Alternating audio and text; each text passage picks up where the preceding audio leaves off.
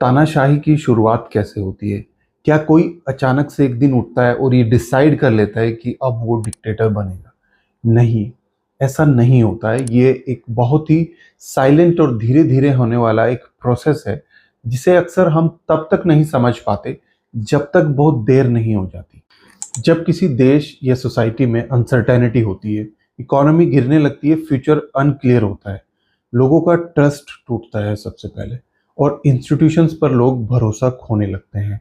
System unreliable लगता है। ठीक उसी मोमेंट पर कोई आता है जो सॉल्यूशन नहीं बल्कि सर्टेनिटी बेचता है और कहता है कि बस मुझे फॉलो करो, मैं सब ठीक कर दूंगा। यहीं से तानाशाही की शुरुआत होती है। अशोक कुमार पांडे की 20वीं सदी के तानाशाह असल में किसी व्यक्ति विशेष या पर्टिकुलर डिक्टेटर की स्टोरी नहीं है, बल्कि ये उस प्रोसेस को समझने की कोशिश है जहां धीरे धीरे पूरा समाज कंट्रोल में चला जाता है और बहुत लंबे समय तक उसे ये एहसास भी नहीं होता।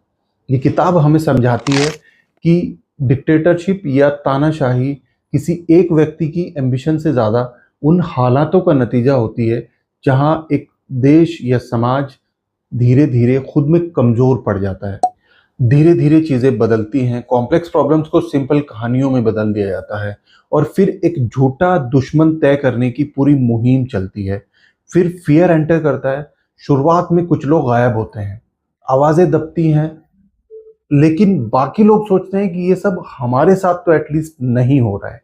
और यही सबसे बड़ा शिफ्ट होता है, क्योंकि तानाशाही एक साथ नहीं आती है, ये लेयर्स में बढ़ती है। पहले इंस्टीट्यूशंस कमज़ोर किए जाते हैं, फिर इंफॉर्मेशन कंट्रोल होती है और सवाल पूछना रिस्की बन जाता है।